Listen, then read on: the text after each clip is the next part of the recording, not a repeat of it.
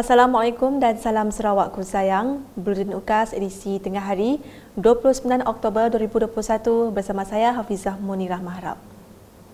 Tumpuan berita, masyarakat perlu terus kekal mematuhi prosedur operasi standard SOP yang ditetapkan kerajaan bagi menghadapi fasa endemik COVID-19.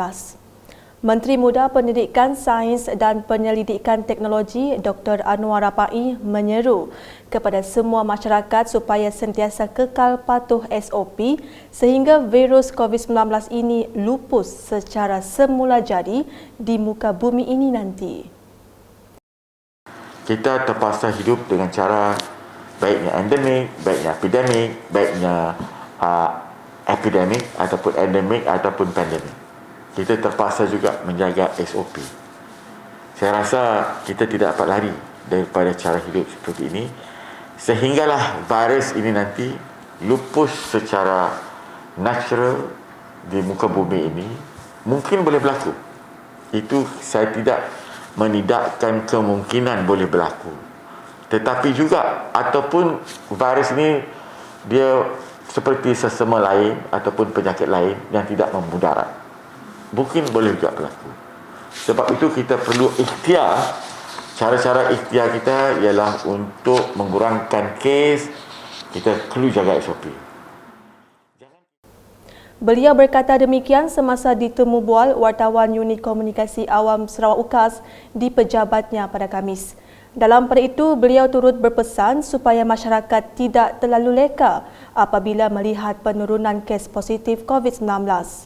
Dr. Anwar Rapai yang juga ahli Dewan Undangan Negeri Adu Nangka juga memberitahu kepentingan masyarakat melindungi golongan yang berisiko tinggi daripada COVID-19.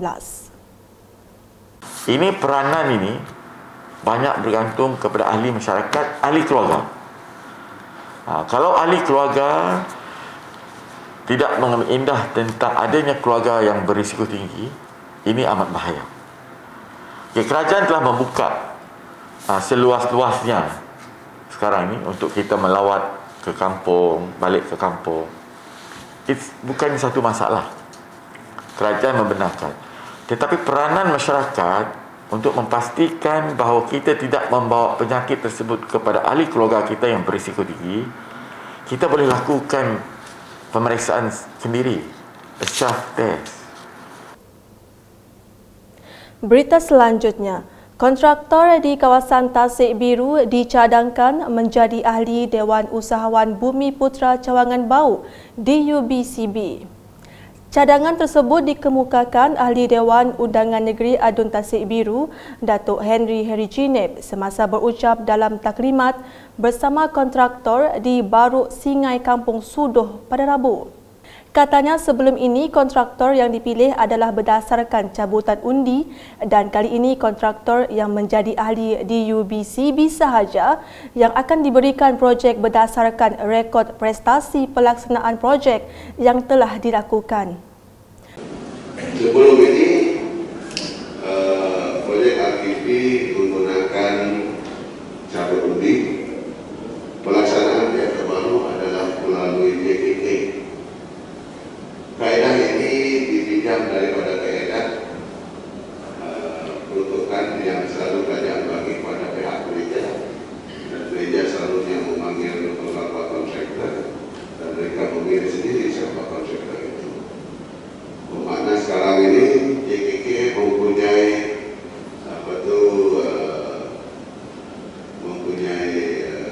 tanggungan sendiri dalam pelaksanaan proyek. Agensi pelaksana masih ada, tetapi membantu dari segi BQ, spek dan sebagainya. Tapi untuk memilih kontraktor itu, JKK mempunyai kelebihan. Jelasnya cadangan tersebut diwujudkan setelah mendengar keluhan daripada pihak kontraktor di kawasan berkenaan selepas kebanyakan projek kerajaan Sarawak diberikan kepada kontraktor di luar kawasan. Tambahnya lagi, setiap kontraktor yang ada di kawasan Tasik Biru harus diberikan peluang yang sama rata bagi melaksanakan projek terutamanya di kawasan sendiri.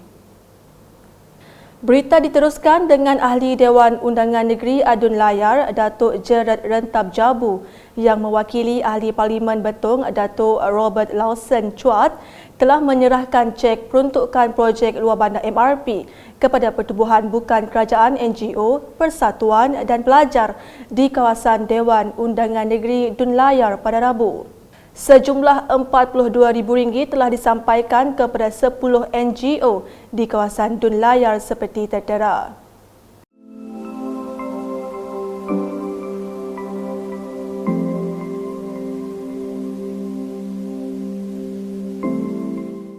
Sementara itu, kumpulan keduanya yang terdiri daripada Biro Wanita di kawasan Dun Layar merangkumi 91 buah rumah panjang hadir menerima 2 cek sumbangan Adun Layar dan Ahli Parlimen Betong secara berperingkat. Dalam pada itu, Gerempung Tuai Rumah GTA Layar dan Adun Layar telah menyumbang set kit yang terdiri daripada 2 unit oximeter, 1 unit alat pengukur tekanan darah dan 4 unit kit ujian kendiri COVID-19 kepada setiap rumah panjang di kawasan tersebut. Turut disampaikan sumbangan berupa wang tunai kepada 3 orang pelajar yang bakal melanjutkan pelajaran ke institusi pengajian tinggi.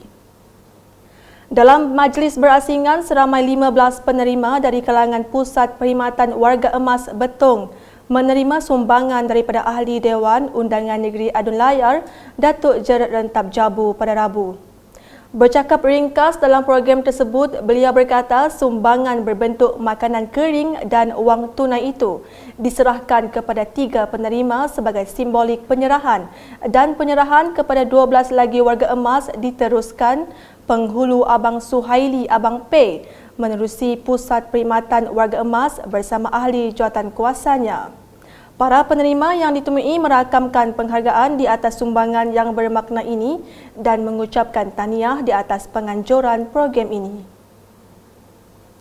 Laporan seterusnya, Ahli Dewan Undangan Negeri Adun Simunjan Auladris telah menyerahkan 3 tapak projek kepada kontraktor di Bilik Gerakan Zon 4 Rangawan pada Khamis. Projek pertama, cadangan membina jalan ladang kawasan Tanjung Kelaso Asajaya akan dilaksanakan kontraktor Nohadi Enterprise bernilai RM389,123 yang dicangka siap 28 Februari 2022. Projek ini akan membina baru jalan ladang sepanjang 1,100 meter melibatkan 7 lorong di Kampung Tanjung Kelaso dan Kampung Rangkang serta pembinaan sebuah pembentung. Projek kedua pula, cadangan membaik pulih Jalan Ladang Sungai Pega, Kampung Ensenge Iban Simunjan yang bernilai RM126,336 akan dilaksanakan Farneza Corporation merangkumi kerja membaik pulih Jalan Ladang sepanjang 1,200 meter dan kerja-kerja pembersihan parit. Projek terakhir ialah projek cadangan membina ringban di tepi Sungai Batang Sadong sepanjang Kampung Sungai Sabun bernilai RM410,661.85 yang akan dikendalikan syarikat Sinaran Enterprise. Skop kerjanya merangkumi membina ringban baru sepanjang 1,750 meter dan membina 2 unit pembentung HDPE bersaiz 1.5 meter diameter bersama pintu air. Kesemua projek adalah di bawah peruntukan Agensi Pembangunan Wilayah Bersepadu Samarahan IRSDA. Manakala di Kabung, Projek Bantuan Input Pertanian AFF 2020 dan Projek Bantuan Peningkatan Produktiviti Sawit telah memanfaatkan seramai 54 orang peserta daripada 2 buah rumah panjang di Menggeris di bawah Tuai Rumah Julai Unggam dan Tuai Rumah Lunduk Lukun. Penyerahan bantuan berjumlah RM32,400 berupa baja sawit, baja buah dan racun rumput telah disempurnakan Ahli Dewan Undangan Negeri Adun Kabung Muhammad Cikadir semasa Majlis Perasmian Agriculture Community Outreach Program AgriCorp Siri 23 di Rumah Abeng Pangai pada Khamis. Sementara itu, bantuan sama turut disalurkan kepada 36 peserta dari rumah panjang di kawasan Sungai Rumput di bawah tuai rumah Germany Unja melibatkan peruntukan sebanyak RM21,600 dengan jenis bantuan yang diterima ialah baja sawit, baja buah dan racun rumput. Manakala 32 peserta lagi dari rumah panjang di kawasan Sungai Engkabang di bawah tuai rumah Bun dan Gima menerima bantuan serupa berjumlah RM5,280 dengan jenis bantuan ialah anak benih durian Musang King. Turut menerima manfaat dari projek bantuan peningkatan produktiviti sawit seramai 17 peserta dari rumah Abeng Gon melibatkan baja sawit dan racun rumput dengan peruntukan sebanyak RM10,200. Selain itu, seramai 8 penduduk di rumah Abeng Gon turut menerima bantuan input peralatan perikanan nelayan BIPPN untuk tahun 2021 dengan peruntukan sebanyak RM16,000 iaitu kulbok, jaket keselamatan pukat dan bubu ketam. Dalam ucapan perasmiannya, Muhammad Chi telah meluluskan peruntukan sebanyak RM20,000 kepada rumah Abeng Gon bagi tujuan membina atap di hadapan rumah ini. Selain itu, Muhammad Chi turut memperuntukkan RM5,000 kepada Biro Wanita Rumah Abeng Gon untuk aktiviti tahun ini. Di Muka, seramai 238 warga emas yang berumur 60 tahun ke atas menerima suntikan dos vaksin penggalak di Pusat Pemberian Vaksin PPV Dewan Suara Muka pada Rabu. Penerima vaksin dos penggalak ini perlu memenuhi beberapa syarat yang telah ditetapkan Kementerian Kesihatan Malaysia KKM. Mereka yang menerima vaksin penggalak dari jenis Sinovac perlu melebihi 3 bulan selepas menerima dos kedua, manakala bagi vaksin Pfizer adalah 6 bulan selepas menerima dos kedua. Proses pemvaksinan berjalan lancar di PPV Dewan Suara Muka. Beralih dengan laporan harian COVID-19, Jawatankuasa Pengurusan Bencana Negeri JPBN Sarawak dalam laporan harian COVID-19 pada Khamis melaporkan 676 kes positif baru COVID-19 telah dicatatkan melibatkan 36 daerah, menjadikan jumlah kumulatif meningkat kepada 239,218 kes. Berikut 36 daerah di Sarawak yang melaporkan kes positif COVID-19.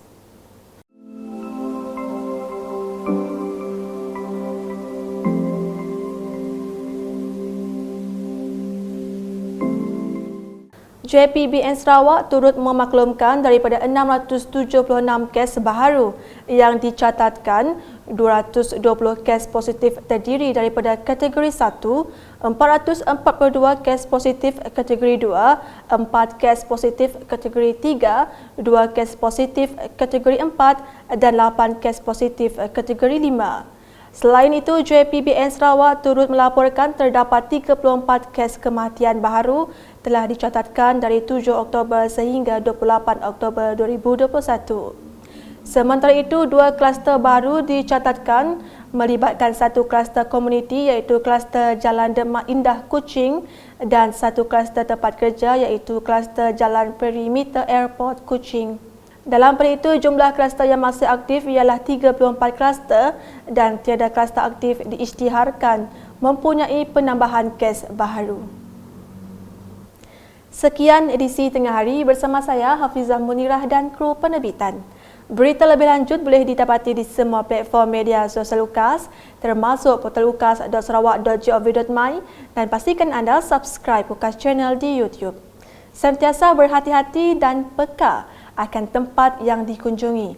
Jangan bawa balik COVID-19 ke rumah. Ingatlah orang yang anda sayangi. Jom sama-sama hentikan wabak COVID-19. Kita, jaga Sarawak dan Into Sarawak. Salam UKAS.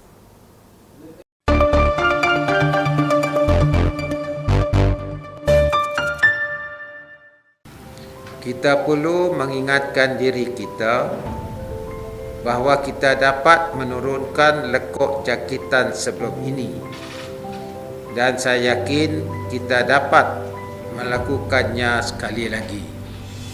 Namun ini hanya boleh berlaku dengan kerjasama semua pihak, kerana semua pihak dan semua orang telah memainkan peranan mereka dengan mematuhi SOP yang ditetapkan oleh STMC.